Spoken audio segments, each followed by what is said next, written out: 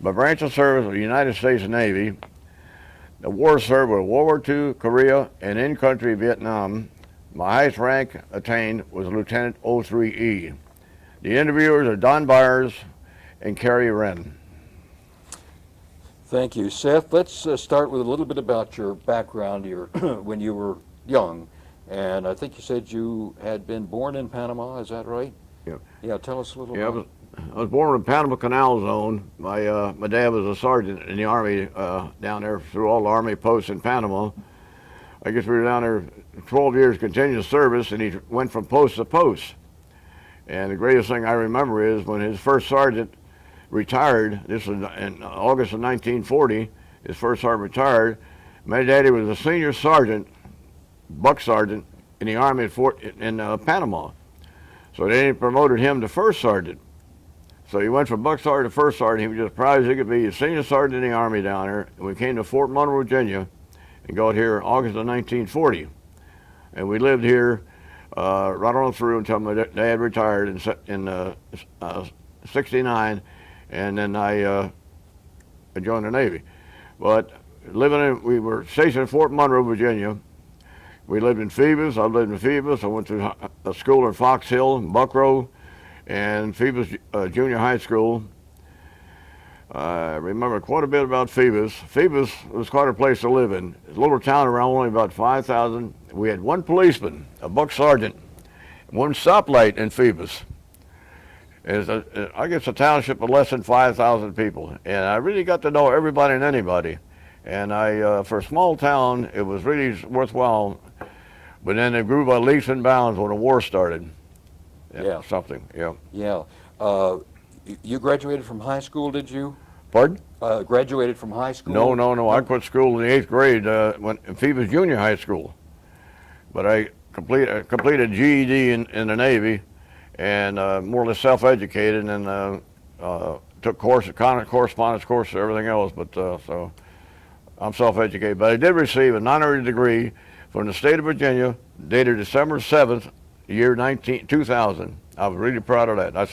I found out about it and I sent in for it. I sent them various data and everything else, and it was signed by the head of all the educators up there. Well, you were a little young at the time that the war broke out, December 7, 41. But yeah. I imagine you remember that date. Oh yes, you? Definitely. How did you feel about that? Well, December 7th. I think then we're about 7 hours different from Honolulu. I think around 2 p.m., 2:30 or something, I heard about it, and I was in Phoebus, and this friend of mine that I joined the Navy with, we started discussing. I really didn't know what happened. I do know that the Japanese had been around there and everything else, and then when I thought about it, I more or less expected that something like that would happen, because we were going to be drawn into the war. And so I was a little confused, and there's no television in, so we got the radio and tried to listen as much as we could, and then went over a little bit with my dad when he came home. Yeah. And at that time you were out of school? Out of school. No, at that time I was still in school, yes. And then when you got out of school, what were you doing? Oh, well, I quit school, and then I wanted to do something. My dad wouldn't let me go in the Navy because I was too young. The reason I asked him, because he went in the Army, World War I, right after he turned 17, or just before he turned 17. So inquired around, but I wanted to do something for the war effort. So I lied about my age, and I went to Langley Field. It was Langley Field, not Langley Air Force Base. And I filled out the paperwork and everything else. And I worked my way up to a junior mechanic in hydraulics. So I worked out there a little over 9 months, doing my bit for the military, so to speak, and real proud of that. And then I knew something was going to happen because they thought I was going to turn in 18 and I have to sign up for the draft. So I came home and I finally talked to my mom and dad, let me go in the service. Yeah, and your dad couldn't argue with you about your age much, could he? No, because real simple. He said, well, I spoke to a recruiter, and I told him, well, I was born out of Panama, the war's on, I lost my birth certificate, I don't want to go to all the trouble of mailing down there. He said, well, just got a notarized statement signed by your mom and dad that was born in 1926 instead of 27, the same date. I did that. They signed it because they figured it was the best for me, and I've never regretted it. Tell us a little about your training from that point after you signed up. What was the next step? Oh, well, signed up, we rode a train from Newport News to Bainbridge, Maryland. And then I went through Bainbridge, Maryland, just opened up as a recruiting compound, station for recruits, for Navy recruits. And I was there, I was in, I think, the 14th class of the 4th Regiment. And I went through basic training 5 weeks instead of 16 weeks. On 5 weeks I was in boot camp training, and I was down at the basement firing a coal furnace, shoveling coal in the furnace to heat up the barracks. When my leading petty officer come up there, company commander come by and said, "You're going to OGU." I said, "What is OGU?" "Outgoing unit." He said, "Get up here, pack your sea bag, and everything else, get over there." So that's the fastest I ever promoted in the Navy. It went from apprentice seaman, which is now equivalent to E1 to E2 in 5 weeks. But so I went to OGU and then went out there and they filled out my papers and they sent me home on leave, 2 weeks leave. And then I came back and I went to Newport, Rhode Island, and they put me on a Ranger, the CV4. She was the first carrier built from the keel up as an aircraft carrier. And she's operating out of Quonset Point, Rhode Island, training flight crews and all, aviators and flight handlers and all that, carrier operation training. So I was on there until, I guess I was in there about a month and a half. And the one thing I remember, well, we had to sleep on the mess decks in hammocks. Of course, everybody in the Navy was given a hammock and a sea bag. And then it was wintertime, and one thing we liked, now on a Ranger, the smokestacks would fold outwards to clear the flight deck so they could go ahead and take off. And when the smokestacks were out, when we were flying operate, we'd get between the stacks to warm up. But that was very, very funny. I enjoyed that. Well, I learned a lot then. Okay, and is that the Ranger that launched the B-25s? No. The Ranger was the first carrier built from the hull up. Okay. She saw action, I think, in North Africa, but she never went to the Pacific. No, the one, the B-25, I think it was the Hornet. The Hornet. Yeah, Hornet. She's an old big carrier that was built, converted from I think a cruiser hull. Yeah. Well, then, where'd you go from the Ranger? What was your next assignment? Oh, for the Ranger, then again, I went home for a week's leave, and then came down to Newport News here to pick up the Ticonderoga CV-14. She was built here in Newport News. He's an Estes class carrier. She started CV-9 was the first one, so she was the 5th or 6th carrier built of that class. And I picked her up here in Newport News, and then we took over to Norfolk Naval Base and then Norfolk Naval Shipyard, and I was assigned to the crew. And we put her in commission May 8, 1944. And what were your specific duties on the ship? What was your job?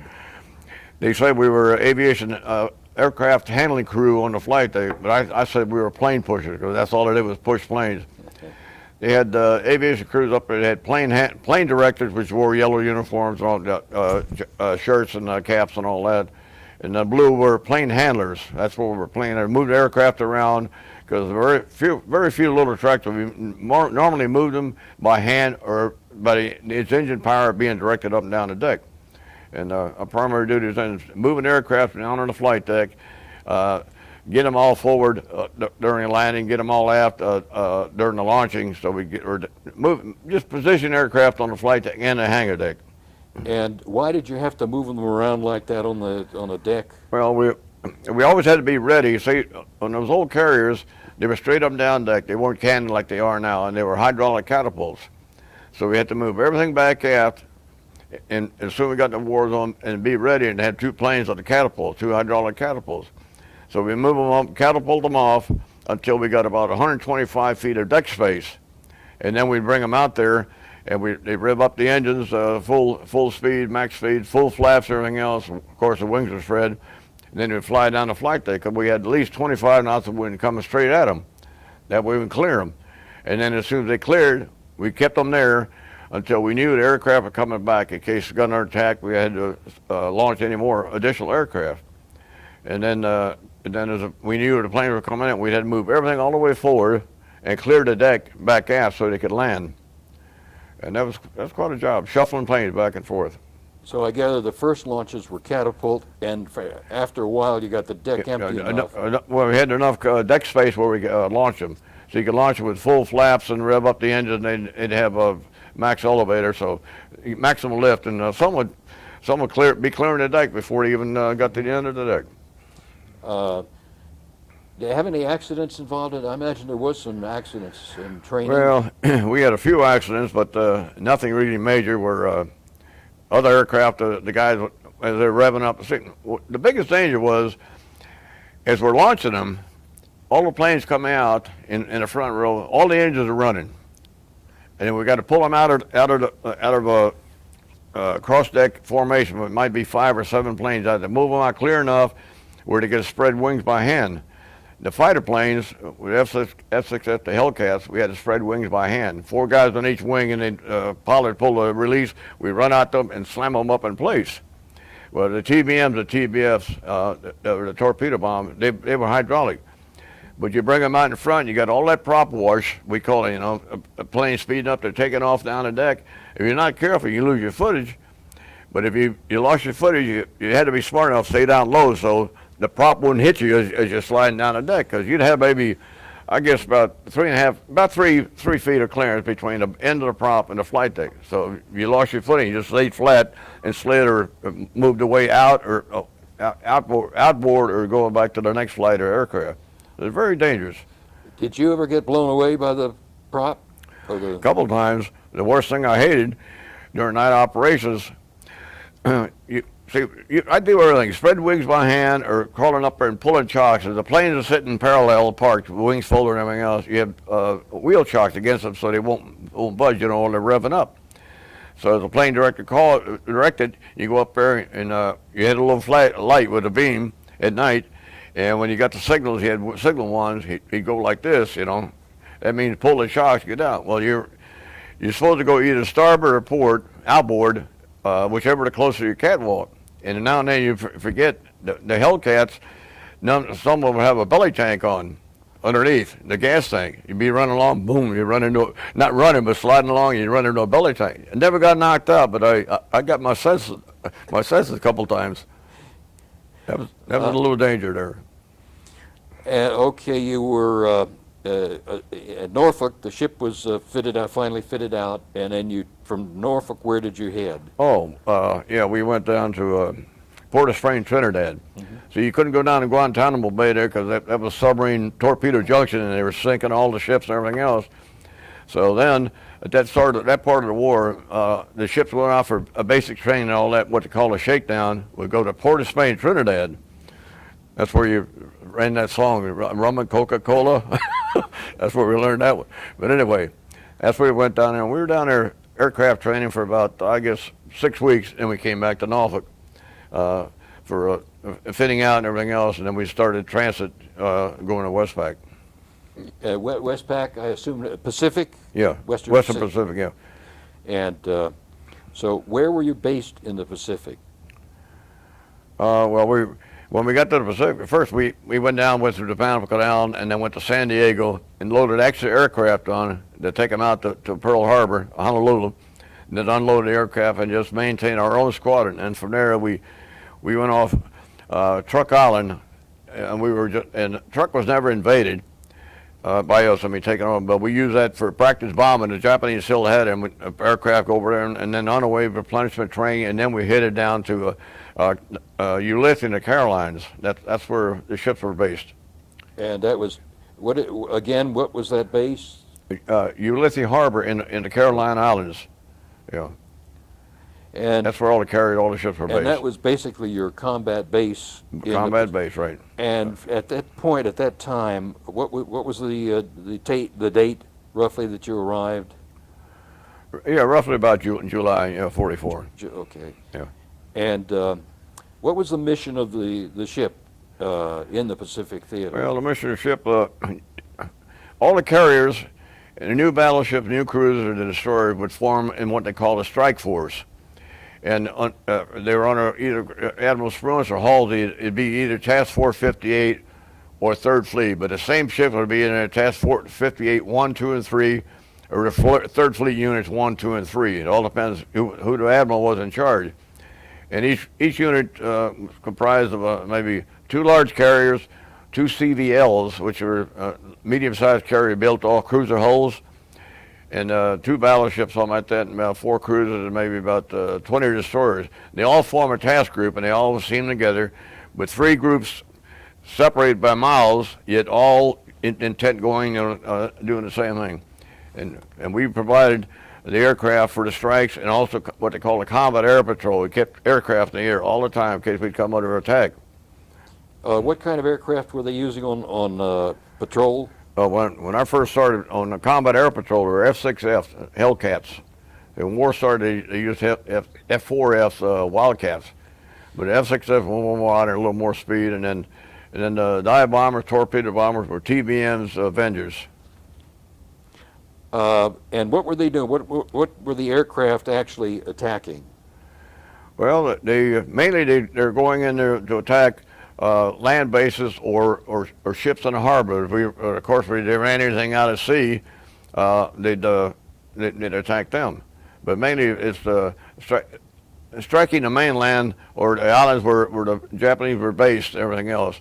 And they go after other ships too, and we, like in a Battle of the Philippine Sea, they ran in there, they knew the ships were moving around, and our carrier task force, our carrier air group, I don't know how many, they sunk one battleship type, I think of it in a minute. Anyway, a battleship and a few cruisers and destroyers, so they're attacking actual surface ships also, not just land-based targets.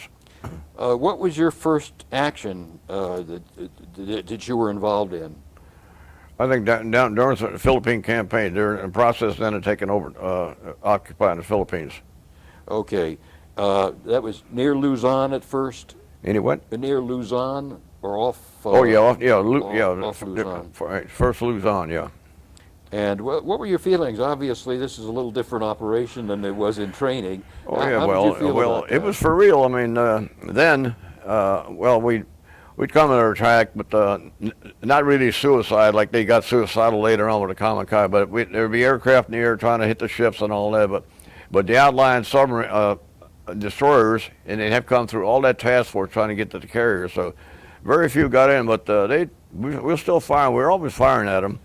Yeah. Well, when you were under attack and you weren't moving planes, there were times when you weren't moving planes. What was your duty at that time? I was a gunner on a twin 20 millimeter mount on the starboard side just behind the island, the superstructure we call the island. Then they had 2 5-inch twin mounts there, enclosed mounts. Then down the catwalks on both sides you'd have 20 millimeter mounts. And I was on one of those 20 millimeter mounts there. That's my battle station.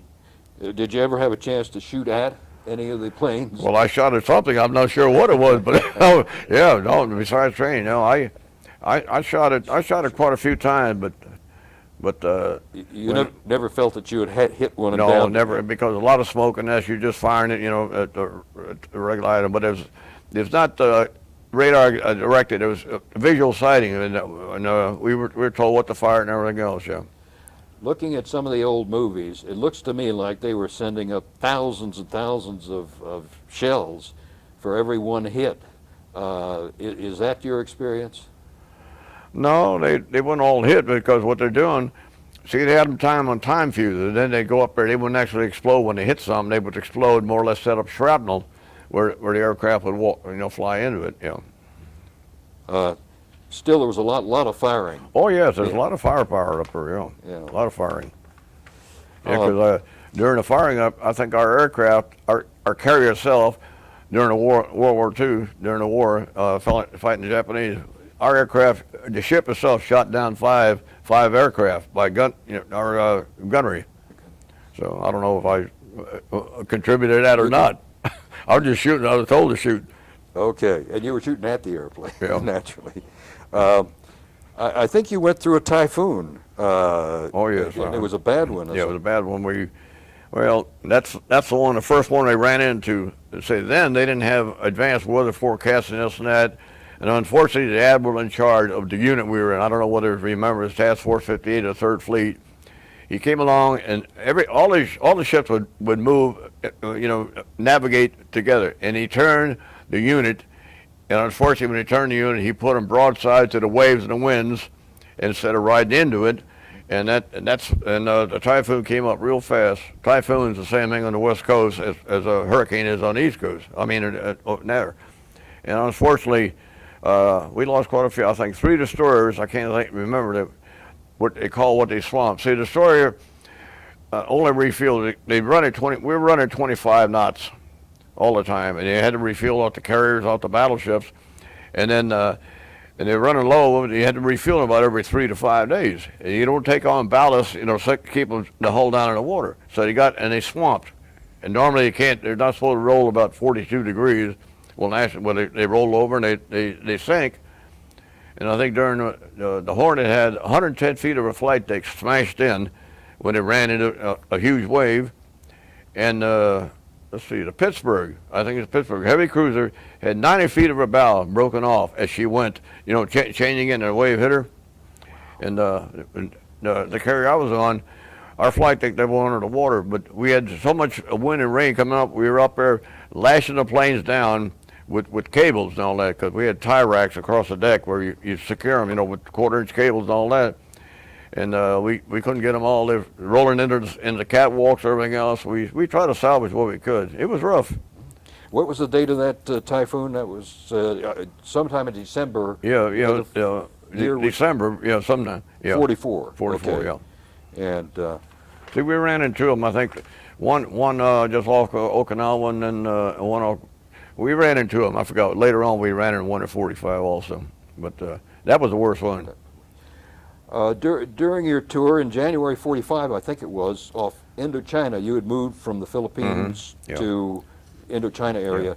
Yeah. And at that time, I think, was when you first got the kamikaze attacks. Oh, yeah, well, that's the first time we got on it, but no, we'd been on the kamikaze attacks, operating them down between Okinawa. That's what, around in the Philippines and up toward Guam, Guam, Marianas, and up toward Iwo Jima and all that, trying to get up further north.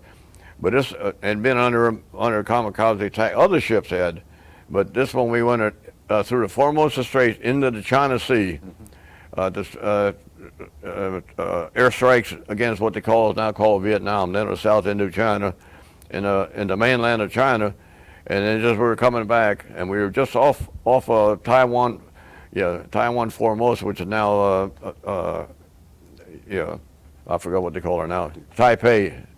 Anyway, and then a whole herd of kamikazes started coming after us, and I don't know how many were shot down by other ships, but the first one hit us, and right around noon. I just come up from eating chow. We were condition 2 at one able level, which means all the guns are manned, but the people can go down and eat chow, more or less like a relaxed battle station.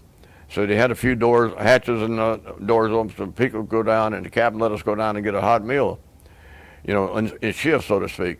And just after I got through, I'm sitting on the flight deck, inboard of the island. We had a big crane there, they call it cherry picker, and I'm sitting on there. Next thing you know, a cruiser behind us starts firing. So the island's in a way I can't see, so I started running up the deck on the starboard side to see what they're firing at. Then general quarter sounded. I turned right around because my battle station back after that 20 millimeter mount. Just I turned around and started running. The kamikaze hit right into the flight deck, about 100 and some feet behind me. But it exploded when he hit. But the bomb that he had exploded after he went through the flight deck, and it exploded on the hangar deck and set everything on fire. But that scared, pardon the expression, the hell out of me. I don't know what was going on, but I said kamikaze, so. And all you could see, smoke and flame. You couldn't hardly see anything. Yeah. But what happened to you when that hit the deck? Well, nothing. It knocked me over, and I was too scared. I didn't, this and that, and I started to go back to the 20 millimeter mounts, and smoke all back there, and the flight deck boatswains and all that, and the warrant officer and all that hollering, let's form fire parties. So he said, the hell with the 20 millimeter, and we started fighting, forming firefighting parties. And then we didn't have any foam to speak of. We'd had some foam, but it was mostly high pressure nozzles, with high pressure spray. And we started putting out the fires and trying to rescue people and pull them out and everything else. And it was chaos, scared to death, and you didn't know what was going on. Yeah. Yeah, I can imagine that it's organized chaos or disorganized chaos. Yeah. But what actions did the ship take to make the best out of that situation? In other words, you had fire on board, you had fuel burning, you had ammo going off. Oh, yeah, ammo going on and everything else. And well, the commanding officer is actually Dixie Kiefer, an outstanding officer. You know, he in fact he was the commander on the Saratoga, flying a dive, no sub, anti sub, torpedo plane when he won a Navy Cross on the Saratoga, during the war and all that stuff. He was our skipper.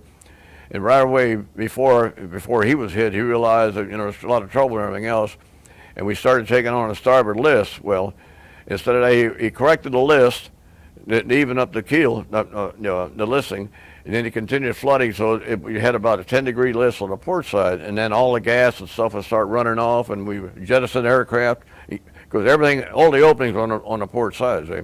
So he effectively he saved the ship by doing that. The captain did that on purpose. Yes, he did that on purpose. First, he righted the list of the ship. Then he ordered to continue taking on ballast and all until the ship listed the port about 10, 12 degrees, and then so the stuff would run off.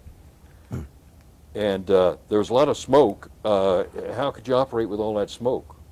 How was it? The smoke. Oh yeah. Yeah, that must have been pretty tough to deal with. It was pretty tough because then we didn't have any smoke except RBA for people in the rescue thing would go in there, but not for all the crew, everybody. So we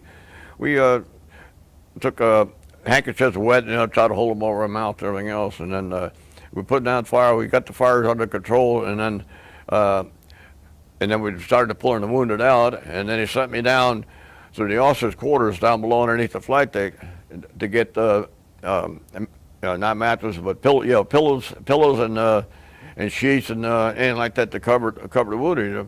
And just like I got down underneath there, the second one hit, and he hit right into the superstructure. Hit up forward. We have what they call a 5-inch gun director, and right above the island. So he hit between that and the superstructure, what they call the island where the commanding officer is, and they're conning the ship from and everything else. And that one really did a lot of damage because it killed and wounded about everybody up in that superstructure except the engineers down below. Yeah. I think the captain got killed in that attack. No, and he didn't get killed. No, he was gravely wounded. We had to transfer him off to a hospital ship when we got in.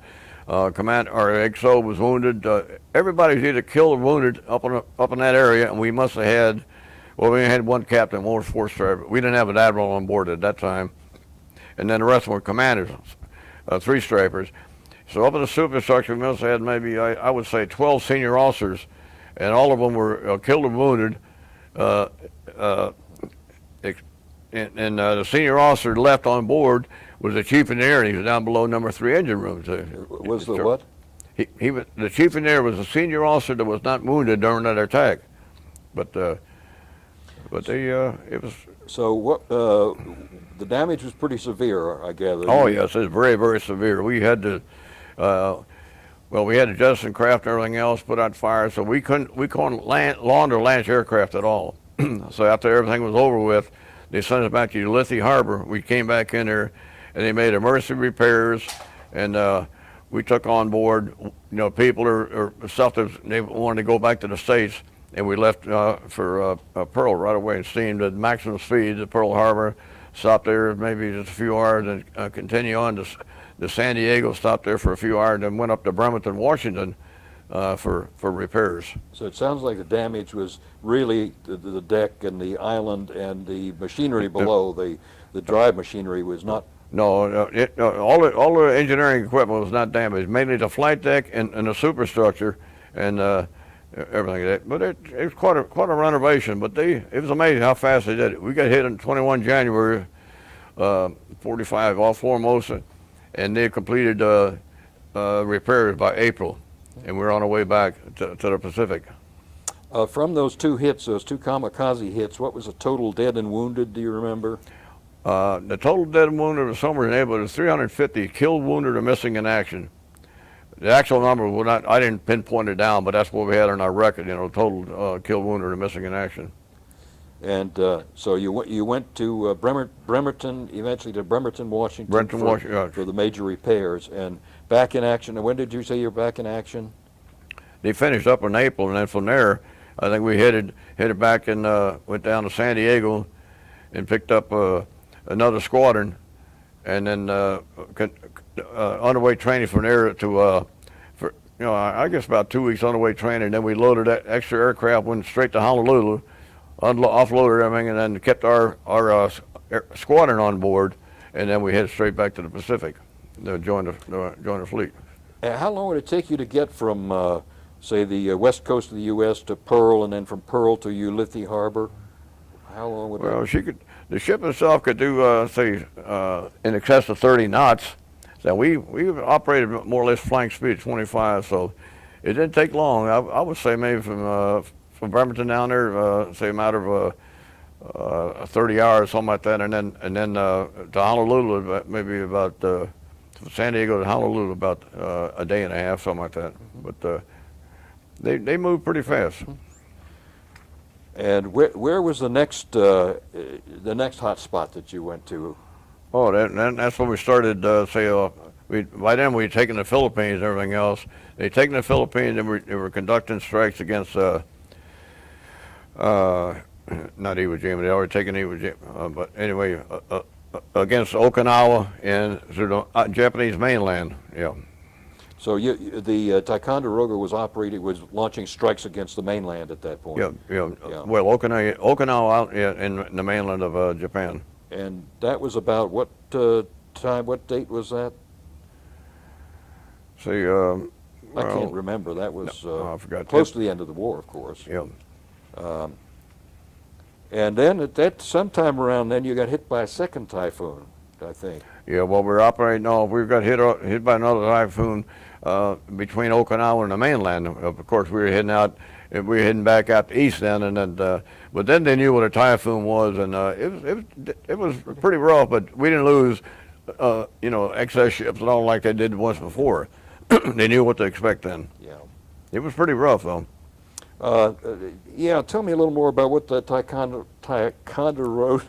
Ticonderoga was doing at that time against the Japanese islands. What were the missions involved? Oh, the mission. Well, they go over there and we go over the naturally airstrikes against them, shoot down any aircraft and destroy anything. But mainly they're trying to hit industrial areas anywhere around the Japan mainland. Not necessarily the big cities. They're not trying to kill people, so to speak. They're trying to get all the industrial areas where any machinery or arms were.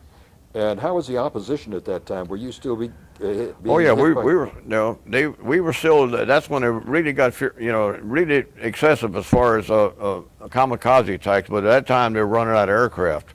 They didn't have many aircraft, so by that time it wasn't too great a danger, because by then we had destroyers positioned all up down the coast of Japan, and they may be about 4 or 5 miles apart, and they would go ahead and warn the fleet ahead of time with combat air patrol, and they would be the first one to shoot.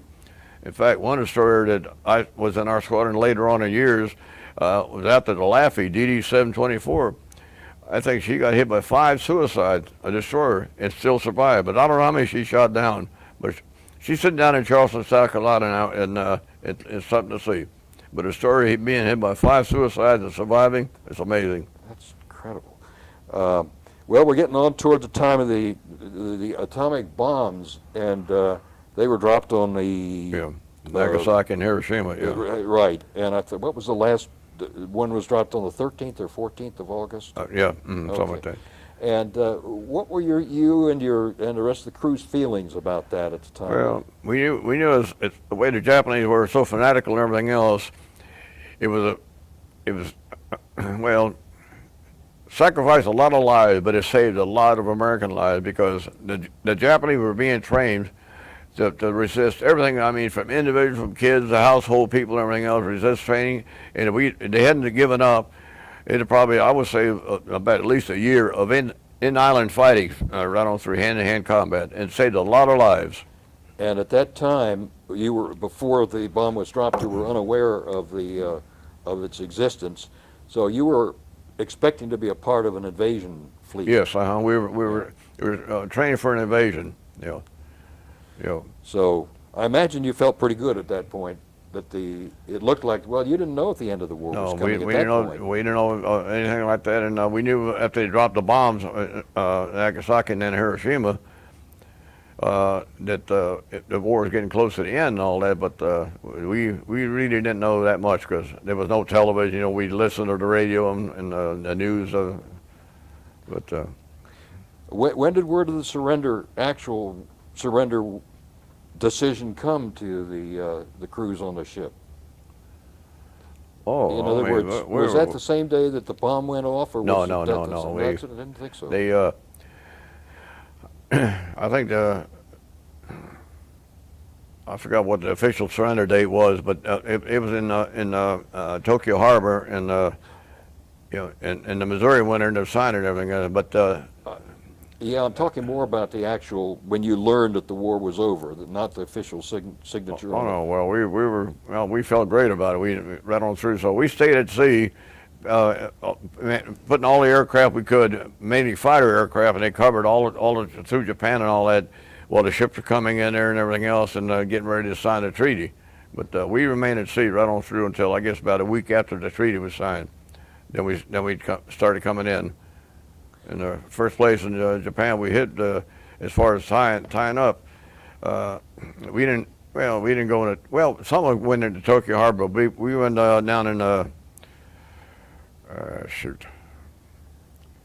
Anyway, and we loaded troops to bring back. We started what they call a magic carpet run. Then load as many troops we possibly could. We'd bring back 8,000 at a time.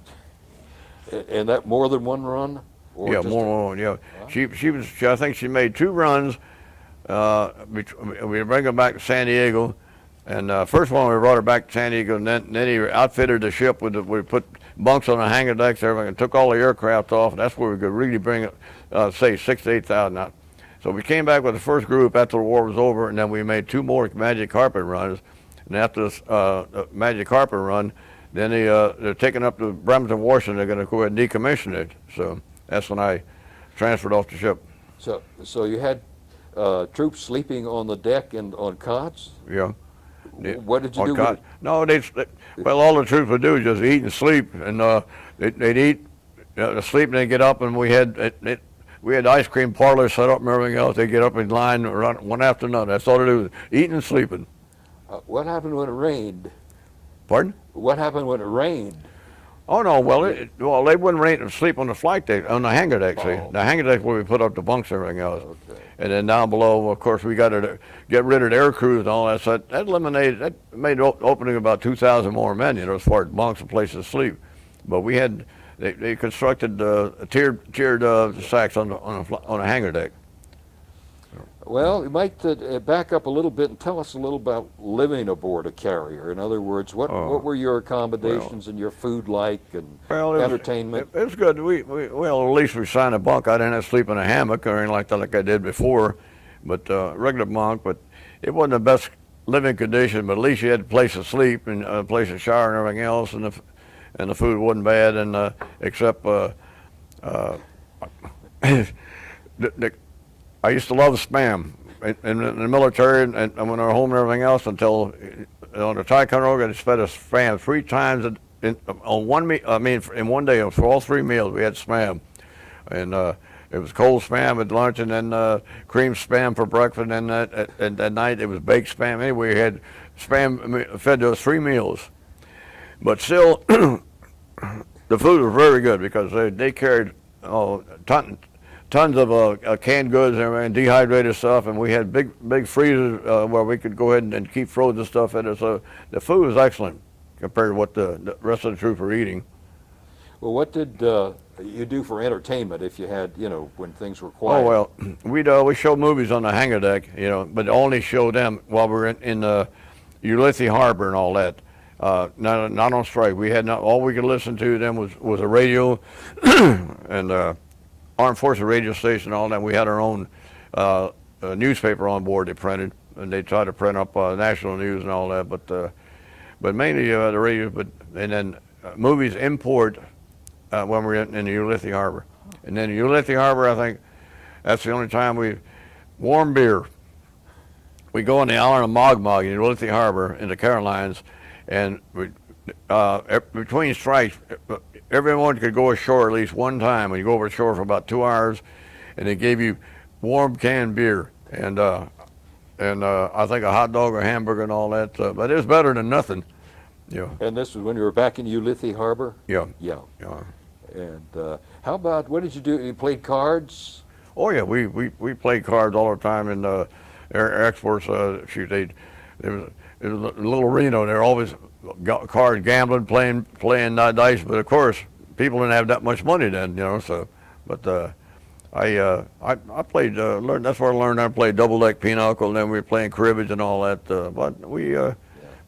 But mainly just relax and sleep, because while we were on board, all the engineers they stood on 408 off. But while we were moving troops back and forth, we really didn't have much to do, because but the engineer not standing and watching all that. So we'd help out as far as cleaning up, maintaining, for the troops. You said you were 4 on and 8 off. Is that 408 off? Yeah. Okay. Well, Yeah. see, I forgot. Then after the war was over, there wasn't any more aviation. I finally made seaman first class. That's when I changed to fireman first class. I forgot about that. When we started Magic Carpet runs, and I went down below and made third class machinist mate, and I was in charge, not in charge, but running the hydraulic systems for number 1 elevator, and then after that, until we finished making the Magic Carpet run. So actually, during the second and third Magic Carpet run, I was an engineer down below. Yeah. Tell me a little bit more about the actual mechanical operation of for example, the cables and the catapults on board.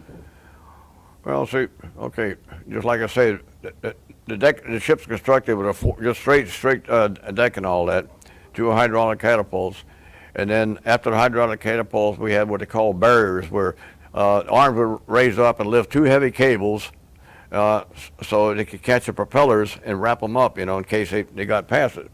So we had 5 of those. Then back to those, we had what they call pennants for the resting gear, the tail hook on the aircraft to grab too. But they only used about, I think it was 8. There was 8 pennants. And we had them all up. They'd raise up a little arms with a hydraulic and all that mechanical thing. And so the hook would drag along there, they could try to grab one.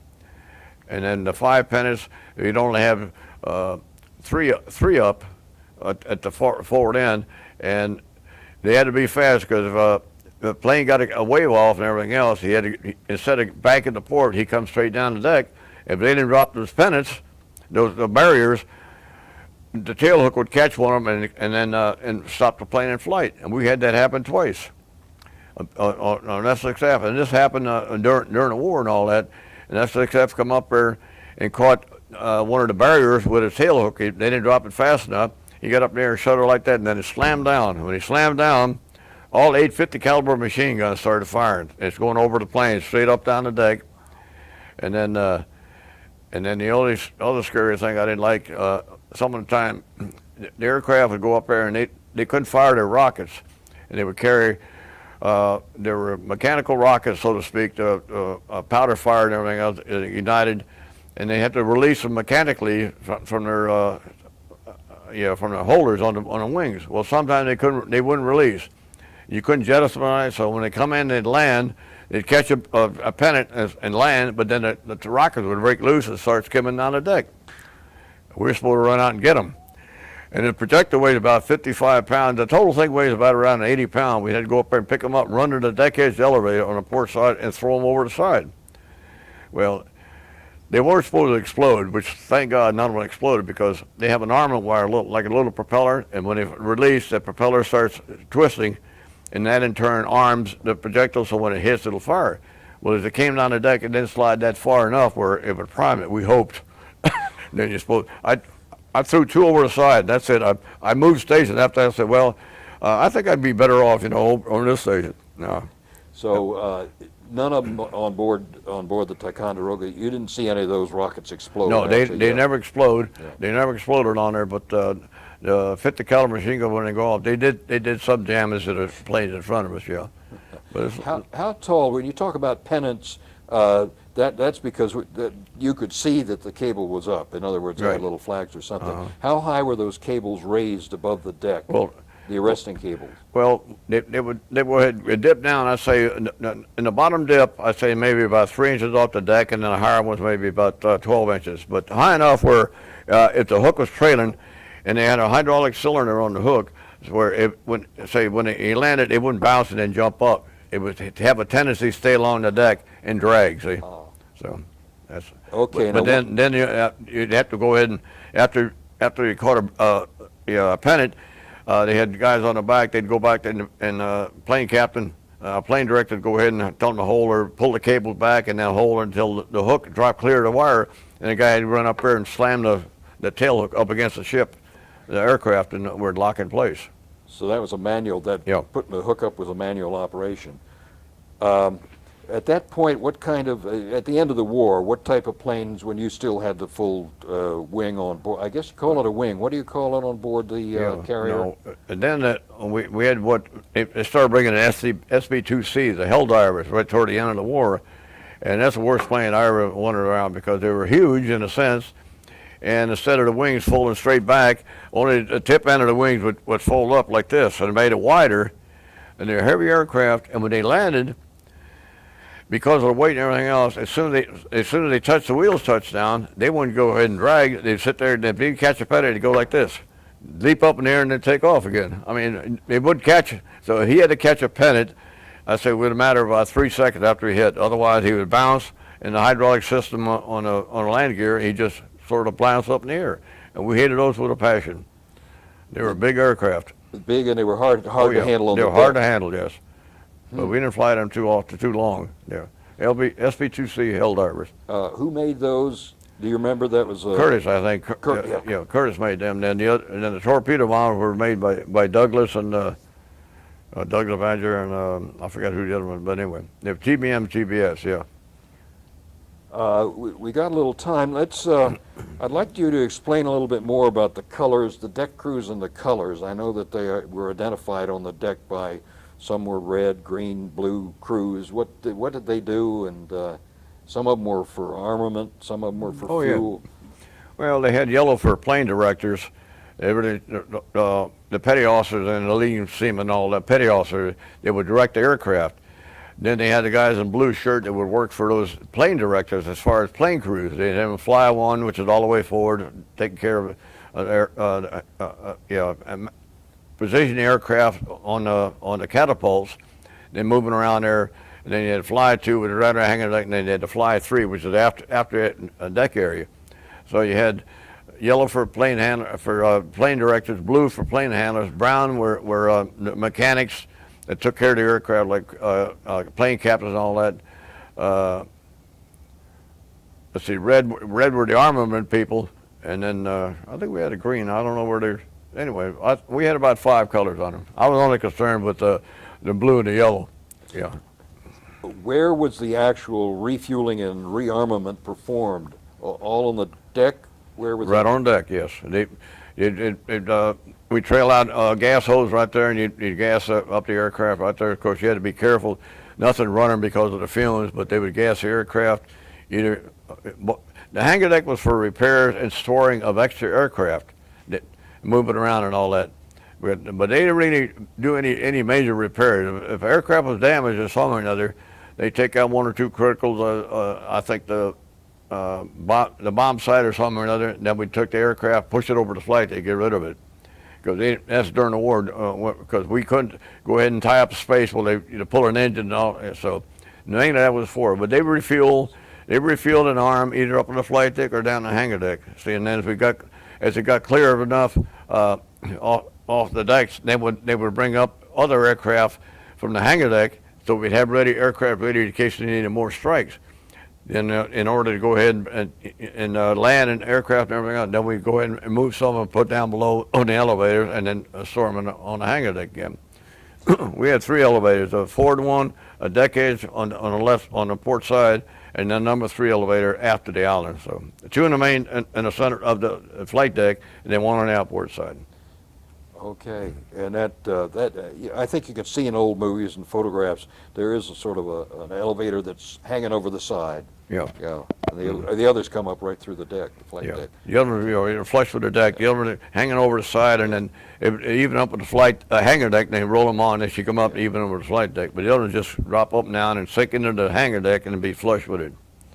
That's pretty tricky. The handling of all that, the propellers turning and armament all around you. You know, that was a scary job. It was that. Well, see, people don't realize during the war, the SS-class carriers, we could carry in excess of 100 airplanes on them. That was mainly because the F-6Fs, your wings would fold manually right alongside the fuselage, and so were the TBMs and TBS. But when we got the SB-2Cs, the wings would say all they do is fold the tips up, and we could park, I don't know what it is, I think it's 9 fighter planes right across the flight deck, side by side. Now, if you had torpedo bombers, maybe you'd had 5 of them or something. But all you have to say, the width of the aircraft itself, of the fuselage, and just enough room to get them in and out. It was pretty hectic. I know we carried in excess of 100 sometimes. Well, that was good exercise anyhow. Oh yeah. You weren't fat. No, I stayed trim and slim. I came in the Navy, I think I weighed 128 pounds. When the war was over, I think I may have weighed 145. Stayed slim and trim. Let me ask you, we've covered just about everything pretty well. Looking back on your experience, what was probably the most dramatic incident or thing that happened to you? Well, I guess I would say when that first suicide hit the flight deck behind me, it scared the what out of me, and I didn't know what was going on. I think it hit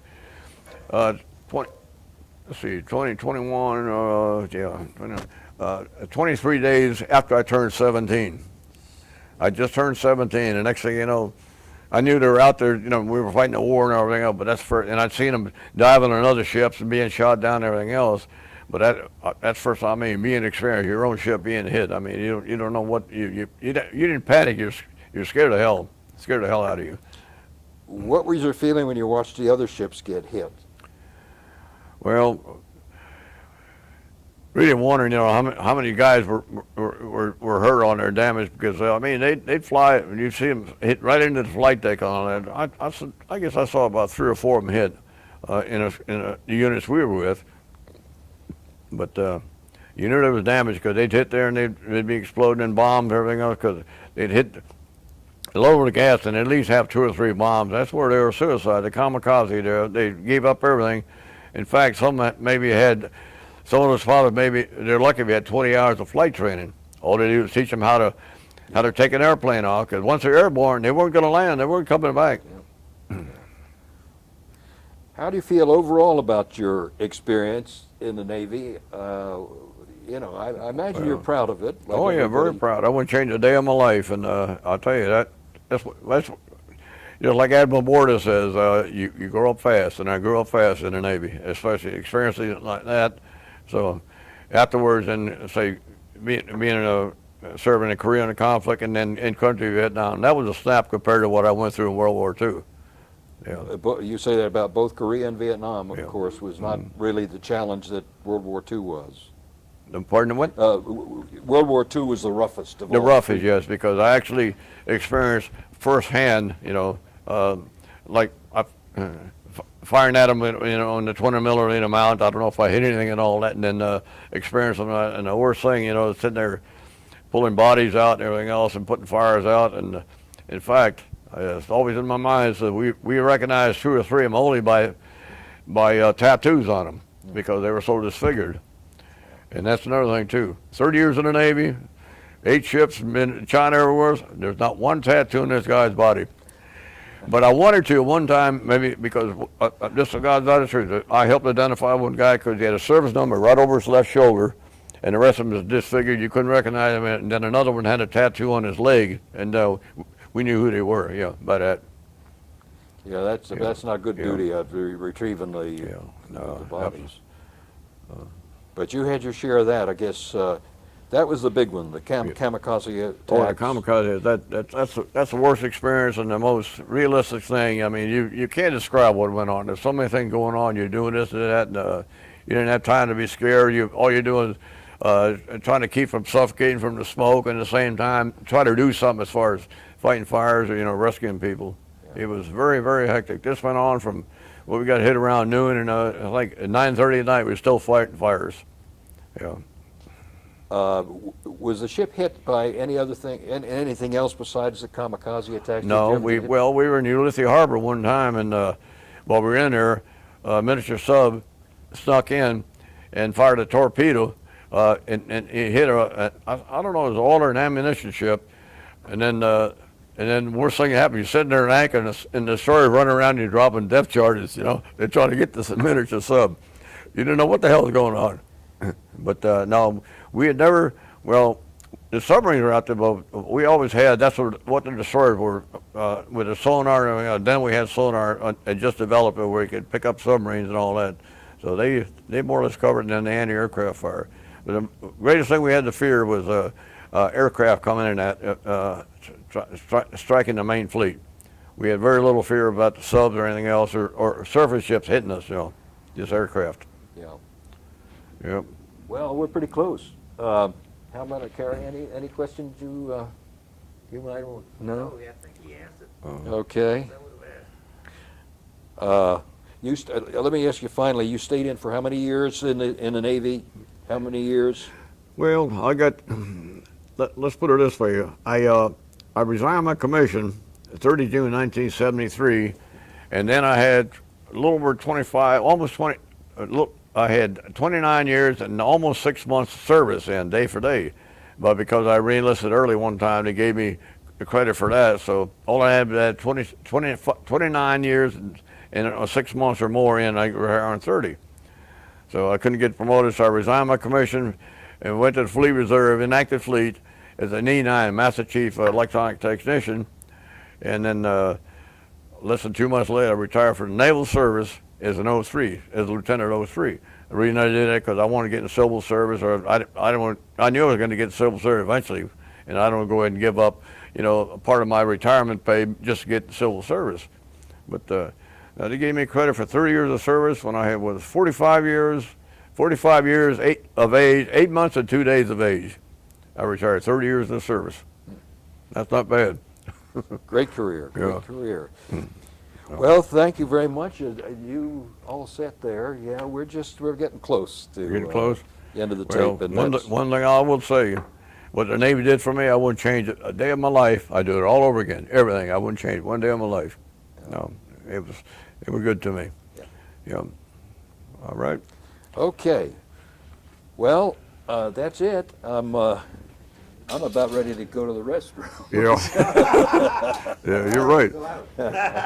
Oh, you already did? We already went. Okay. It's just cold in here. You must, yeah. Let me get you there, sir. Oh, wait. I gave you a picture of. Take this off so you can move around a little Oh, bit. yeah, okay. We got a couple things we're gonna shoot here, Oh, you are? Oh, good, Yeah. good, okay. I think. See, it just wanders. Just hold the camera. Just wander. I hate that too, mine does